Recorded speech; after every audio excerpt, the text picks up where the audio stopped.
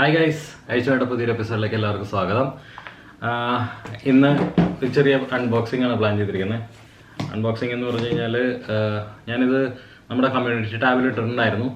Blue sky C dash ക്യാമിനെ കുറിച്ചിട്ട് 4399 രൂപയ്ക്കാണ് ഞാനിത് മേടിച്ചത്. ആമസോണിൽ നിന്നാണ് മേടിച്ചത്. അപ്പോൾ സാധനം വന്നിട്ടുണ്ട്. അപ്പോൾ നമുക്ക് അൺബോക്സിങ്ങിലേക്ക് കിടക്കാം.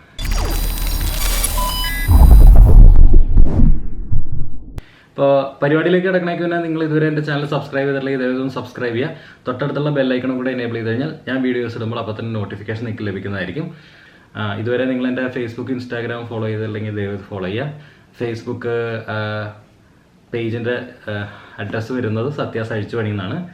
ഇൻസ്റ്റാഗ്രാമിൽ അഴിച്ചുപണി എന്നാണ്. അപ്പോൾ നമുക്ക് പരിപാടിയിലേക്ക് കിടക്കാം. അപ്പോൾ ഗൈസ്, ആമസോണിൽ നിന്ന് നല്ലൊരു ബോക്സ് പാക്കേജിങ്ങിൽ ആണ് സാധനം വന്നിരിക്കുന്നത്. ഇത് ചൈനയിൽ നിന്നാണ് കേട്ടോ വന്നിരിക്കുന്നത്. ആമസോൺ ഇന്ത്യയിൽ നിന്ന് പർച്ചേസ് ചെയ്തെങ്കിലും ഈ സാധനം ചൈനയിൽ നിന്നാണ് വന്നേക്കുന്നത്. നല്ല ക്വാളിറ്റിയുള്ള പാക്കിങ്ങിലാണ് സാധനം വന്നിരിക്കുന്നത്. അപ്പോൾ ഞാൻ ഇതിന് മുമ്പ് ഒരു വീഡിയോ ചെയ്തിട്ടുണ്ടായിരുന്നു, ഇതിൻ്റെ തന്നെ അൺബോക്സിങ്ങും ജസ്റ്റ് റിവ്യൂവും. അപ്പം അന്ന് നമുക്ക് വെഹിക്കിൾ റണ്ണിങ് ഷോട്ട്സ്, അതായത് വണ്ടിയിലിരുന്നിട്ട് വണ്ടി ഓടിച്ചുകൊണ്ടിരിക്കുമ്പോഴുള്ള ഷോട്ട്സ് ചെയ്യാൻ പറ്റിയില്ല. അതിൻ്റെ ലിങ്ക് ഇപ്പോൾ ഇവിടെ വരുന്നത്, ഇവിടെ നിങ്ങൾ നോക്കിയാൽ മതി.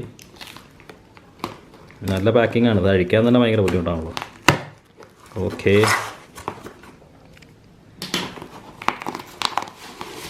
നല്ല ഫോമൊക്കെ വെച്ചിട്ടുണ്ട്. ഇതാണ് ബ്ലൂ സ്കൈ സി B1W എന്ന് പറഞ്ഞ മോഡലാണ്. അപ്പോൾ നമുക്ക് സീൽ പൊട്ടിക്കാം.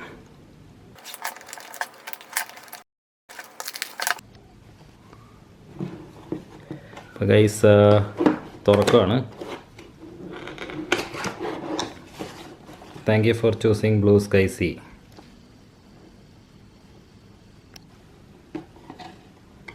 വന്നിട്ടുണ്ട്.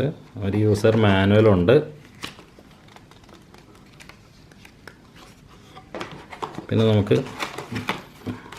പെട്ടിയും കാര്യങ്ങളൊക്കെയാണ് ഇത്. ഓക്കെ, ഇത് വരുന്നത് ഒരു 12 വോൾട്ട് 5 വോൾട്ട് കൺവേർട്ടറാണ്, അഡാപ്റ്ററാണ്. നമുക്ക് മാറ്റി വയ്ക്കാം.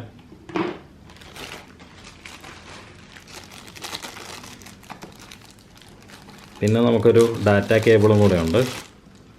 സാധാരണ മൈക്രോ USB ഡാറ്റ കേബിളാണ്. Micro USB to USB data കേബിളാണ്. പിന്നെ കുറേ നമുക്ക് ഒട്ടിക്കാനുള്ള സ്ട്രിപ്പുകൾ വരുന്നുണ്ട് കേട്ടോ. ഒട്ടിക്കാനുള്ള സ്ട്രിപ്പ് വരുന്നുണ്ട്. ക്യാമറ എന്ന് പറയുന്നത് ഈ ഒരു ചെറിയ ബോക്സിലാണ്.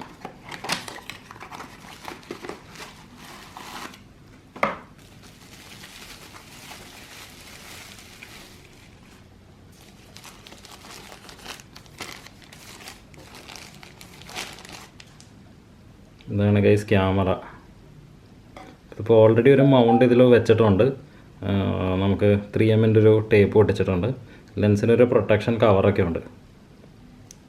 ഇതാണ് സാധനം. അപ്പോൾ ഗൈസ്, നമ്മൾ വണ്ടി സ്റ്റാർട്ട് ചെയ്യുമ്പോഴത്തേക്കും ഈ ക്യാമറയ്ക്ക് വോയിസ് കമാൻഡാണുള്ളത്. അപ്പോൾ എങ്ങനെയാണെന്ന് വെച്ച് കഴിഞ്ഞാൽ ഇത് എന്താ ചെയ്യുന്നതെന്നുള്ളത് അപ്പം തന്നെ വിളിച്ച് പറയും. ഫോർ എക്സാമ്പിൾ, അതിനുശേഷം നമുക്കിത് ഫോണായിട്ട് കണക്ട് ചെയ്യണം. ഡിസ്പ്ലേ ഒന്നും ഇല്ലാത്തതുകൊണ്ട് നമുക്ക് ഡിസ്പ്ലേ കാണാൻ മാർഗ്ഗമില്ല. അപ്പോൾ ഇത് ഫോണായിട്ട് കണക്ട് ചെയ്യണം.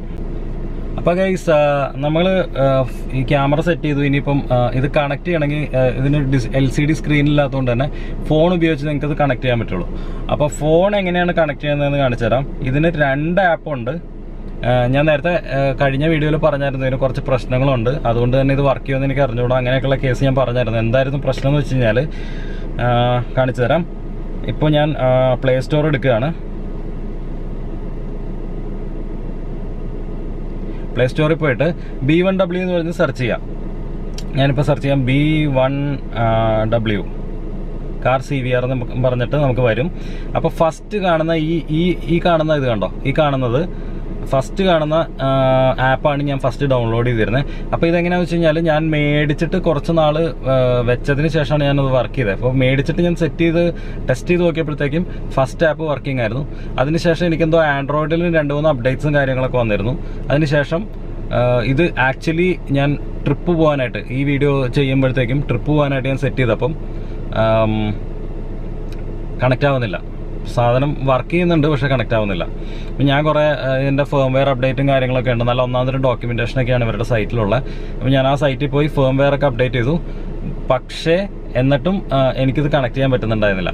ഫൈനലി ഇന്നലെയാണ് ഞാൻ നോക്കിയപ്പോഴത്തേക്കും സെയിം ഡെവലപ്പറുടെ ബീഷു എന്ന് പറഞ്ഞ ഡെവലപ്പറിൻ്റെ തന്നെ വേറൊരു MDE Zayas എന്ന് പറഞ്ഞിട്ട് ഈ ആപ്പ് ഉണ്ട്. MDE Zayas ഈ ആപ്പ് ഇൻസ്റ്റാൾഡ് ആണ്. അപ്പം ഈ ആപ്പ് വെച്ചിട്ടാണ് നമ്മൾ കണക്ട് ചെയ്യുന്നത്. പക്ഷേ ഇതും അത്ര സ്മൂത്ത് ഇൻസ്റ്റലേഷനും കാര്യങ്ങളൊന്നുമല്ല. ഇൻസ്റ്റലേഷൻ സ്മൂത്താണ്, പക്ഷേ കണക്ഷൻ അത്ര സ്മൂത്തൊന്നും അല്ല. കാണിച്ചുതരാം എങ്ങനെ കണക്ട് ചെയ്യുന്നത് കാണിച്ചുതരാം. ആപ്പ് തുറന്നു വന്നു, കണക്ഷൻ കൊടുക്കുക. കണക്ഷൻ കൊടുക്കുമ്പോഴത്തേക്കും ഫസ്റ്റ് തന്നെ നമ്മുടെ ഈ വൈഫൈ എടുത്തിട്ട് ഇതിലേക്ക് സെറ്റ് ചെയ്യണം. B1W എന്ന് പറഞ്ഞതിലേക്ക് കണക്ട് ചെയ്യണം. അതിനുശേഷം നമ്മൾ വീണ്ടും ഇതെടുത്ത് കണക്റ്റ് കൊടുക്കുക. കണക്റ്റ് കൊടുക്കുമ്പോഴത്തേക്കും നമ്മുടെ അടുത്ത് വൈഫൈ സെലക്ട് ചെയ്യാൻ പറയും. പക്ഷെ സെലക്ട് ചെയ്ത് കഴിഞ്ഞാലും കാര്യമില്ല. അപ്പോൾ നമ്മൾ ഫോർഗെറ്റ് അടിക്കുക. ഫോർഗെറ്റ് അടിച്ചിട്ട് എന്ത് ചെയ്യാന്ന് വെച്ച് കഴിഞ്ഞാൽ വീണ്ടും ആപ്പിൽ ചെല്ലുക, കണക്ഷൻ കൊടുക്കുക.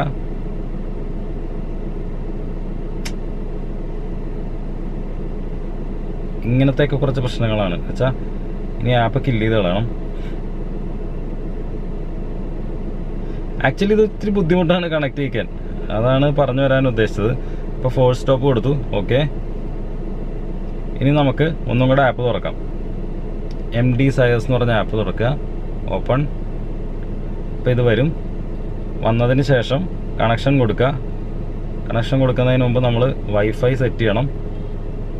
B1W എന്നും പറഞ്ഞിട്ട് ഇതിൻ്റെ ഡിഫോൾട്ട് പാസ്വേഡ് 123456789 എന്നുള്ളതാണ്. ആ കൊടുത്തു, കണക്റ്റ് കൊടുത്തു. കൊടുത്തതിന് ശേഷം ഇപ്പോൾ കണക്റ്റഡ് ആയിട്ടുണ്ട്.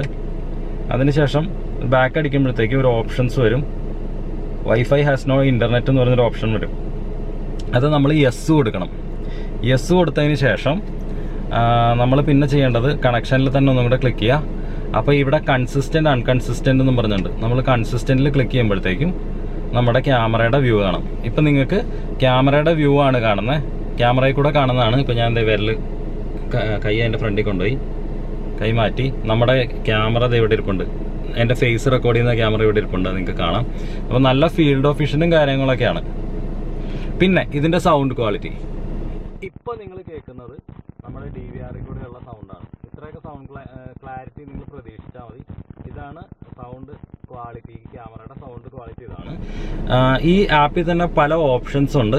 ഓപ്ഷൻസ് ഇപ്പോൾ നിങ്ങൾ നോക്കിക്കഴിഞ്ഞാൽ കാണാം. വീഡിയോ റെസൊല്യൂഷൻ നമുക്ക് 1080pയും 720pയും ആയിട്ട് നമുക്ക് സെറ്റ് ചെയ്തിട്ടുണ്ട്. അത് നമുക്ക് ഏതാണ് ഇത് വേണ്ടതെന്ന് വെച്ചാൽ സെലക്ട് ചെയ്യാം. ഞാൻ 1080p ആണ് വെച്ചേക്കുന്നത്.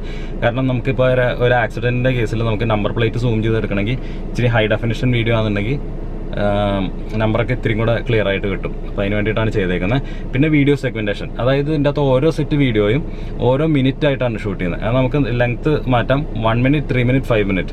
അതായത് ഒരു മിനിറ്റിൻ്റെ വീഡിയോ ആയിട്ടായിരിക്കും അത് സേവ് ചെയ്യുന്നത്. അപ്പം അങ്ങനെ ഒരു സെഗ്മെൻറ്റേഷനാണ്.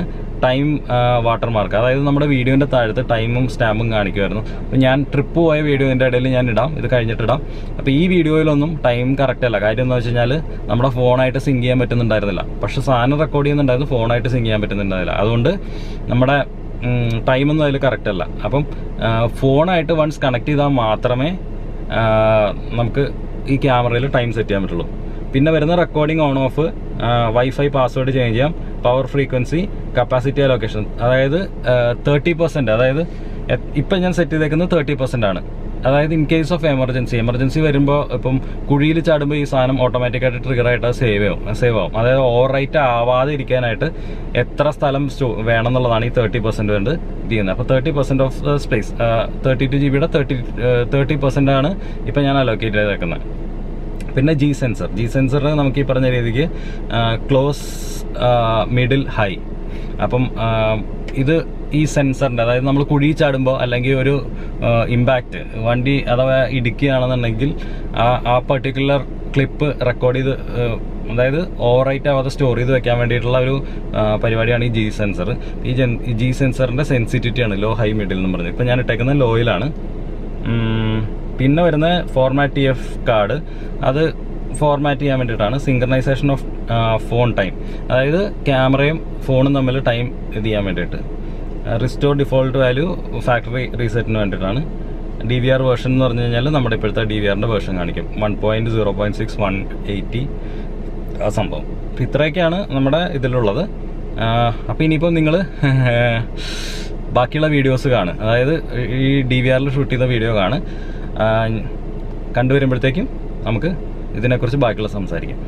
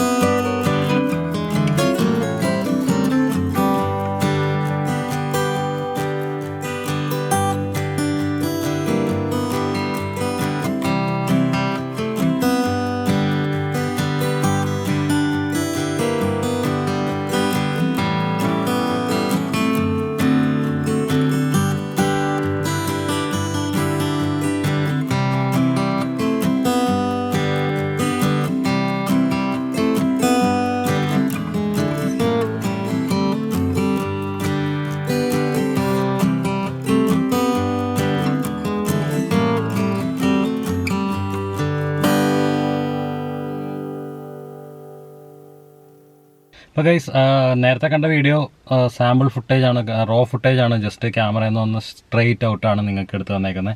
ഞാൻ കുറച്ച് ക്യാപ്ഷൻസും കാര്യങ്ങളും മാത്രമേ ഇട്ടിട്ടുള്ളൂ. അപ്പം എൻ്റെ ഒരു അഭിപ്രായം പറയുകയാണെന്നുണ്ടെങ്കിൽ ഒരു ഡാഷ് ക്യാമറ എന്തായാലും വളരെ അത്യാവശ്യമാണ്. ഞാൻ ആ ട്രിപ്പിന് പോകുന്നതിന് മുമ്പ് പലരും എൻ്റെ അടുത്ത് ചോദിച്ചു എന്നാൽ 2 സൈഡിലും കൂടെ ക്യാമറ വെച്ചുകൂടായിരുന്നു എന്ന്. ഞാൻ ഫ്രണ്ടിലും ബാക്കിലും ക്യാമറ വെച്ചതെന്ന് വെച്ച് കഴിഞ്ഞാൽ നമ്മുടെ 2 വീലർ ഓടിക്കുന്ന ആൾക്കാർക്ക് ലെഫ്റ്റ് സൈഡിൽ കൂടെ വന്ന് ഓവർടേക്ക് ചെയ്യുന്നൊരു പ്രവണതയുണ്ട്. അപ്പം ലെഫ്റ്റ് സൈഡിൽ കൂടെ ബാക്കിൽ കൂടെ കയറി വന്നിട്ട് നമ്മൾ കാണാതെ നമ്മൾ തട്ടിക്കഴിഞ്ഞ് കഴിഞ്ഞാൽ നമ്മുടെ സൈഡിൽ മിസ്റ്റേക്ക് വരും. അപ്പം നമുക്ക് എപ്പോഴും തെളിവിന് വേണ്ടിയിട്ടാണ് നമ്മൾ ഈ ഡാഷ് ക്യാമറ വെക്കുന്നത്. അപ്പം നിങ്ങൾ കണ്ടിട്ടുണ്ടാവും ഫുട്ടേജിൽ ആ ബസ് വെറുതെ റൈറ്റിലേക്ക് എടുത്തിട്ട് ആ ബൈക്കുകാരെ ഇടിച്ചിടുകയാണ് ചെയ്തത്. അപ്പം ഇങ്ങനെയൊക്കെ വരുമ്പോഴത്തേക്കും നമുക്ക് പറയാനും കാണിക്കാനും തെളിവിന് വേണ്ടിയിട്ടാണ് നമ്മൾ ഡാഷ് ക്യാമറ സെറ്റ് ചെയ്യുന്നത്. അപ്പം നല്ല ക്യാമറ വെക്കണം എന്നുള്ളത് തന്നെയാണ് എൻ്റെ ഒരു അഡ്വൈസ് നിങ്ങളുടെ അടുത്ത്. ഇപ്പോൾ B1W അത്യാവശ്യം നല്ല ക്യാമറയാണ്. ക്യാമറ വൈസ് ക്യാമറ ഇച്ചിരി അതായത് വർക്ക് ചെയ്തുകൊണ്ടിരിക്കുമ്പോൾ അത്യാവശ്യം കുറച്ച് ചൂടാവുന്നുണ്ട്. That's fine. അതുകൊണ്ട് തന്നെ ചൂടാവുന്നതുകൊണ്ട് വർക്കിങ്ങിൽ പ്രശ്നങ്ങളൊന്നുമില്ല. പിന്നെ അതിൻ്റെ അകത്ത് കപ്പാസിറ്ററാണ്. ബാക്കിയുള്ള ഡാഷ് ക്യാമറ മാതിരി ബാറ്ററി അല്ല, കപ്പാസിറ്ററാണ്. അപ്പോൾ അതുകൊണ്ട് തന്നെ ഇത്തിരി ലോങ് ലൈഫ് പ്രതീക്ഷിക്കുന്നു. പിന്നത്തെ കേസ് എന്ന് പറഞ്ഞു കഴിഞ്ഞാൽ സ്റ്റേഡിയാണ്, കുഴപ്പമൊന്നുമില്ല, വേറെ യാതൊരു പ്രശ്നങ്ങളോ കാര്യങ്ങളോ ഒന്നുമില്ല ക്യാമറയ്ക്ക്. ആകെ കൂടെ ഉള്ളത് ഇതിൻ്റെ സോഫ്റ്റ്വെയറിനാണ്. അത് കണക്ട് ചെയ്യാനൊക്കെ ആയിട്ട് ഇത്തിരി ബുദ്ധിമുട്ടാണ്. വൺസ് ഒരു തവണ കണക്ട് ചെയ്ത് കഴിഞ്ഞാൽ I think you are set. ക്യാമറയിൽ ഓൾമോസ്റ്റ് ഡേറ്റും ടൈമും ഒക്കെ സെറ്റാവും, വേറെ പ്രശ്നങ്ങളൊന്നുമില്ല. അപ്പം ഇത്രയേ ഉള്ളൂ ഇന്നത്തെ വീഡിയോ. നിങ്ങൾക്ക് ഇഷ്ടമായി കാണുമെന്ന് പ്രതീക്ഷിക്കുന്നു. ഇഷ്ടമായെങ്കിൽ തീർച്ചയായും ലൈക്ക് ബട്ടൺ അടിക്കുക, അതുമാതിരി ഫ്രണ്ട്സുമായിട്ടൊന്ന് ഷെയർ ചെയ്ത് വിടുക. ഇതുവരെ എൻ്റെ ചാനൽ സബ്സ്ക്രൈബ് ചെയ്തിട്ടില്ല, ഇതുവരെ സബ്സ്ക്രൈബ് ചെയ്യുക. തൊട്ടടുത്തുള്ള ബെല്ലൈക്കണും കൂടെ എനേബിൾ ചെയ്ത് കഴിഞ്ഞാൽ ഞാൻ വീഡിയോസ് ഇടുമ്പോൾ അപ്പോൾ തന്നെ നോട്ടിഫിക്കേഷൻ നിങ്ങൾക്ക് മൊബൈൽ ലഭിക്കുന്നതായിരിക്കും.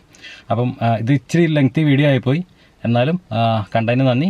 Thanks for watching. See you in the next video. Bye by.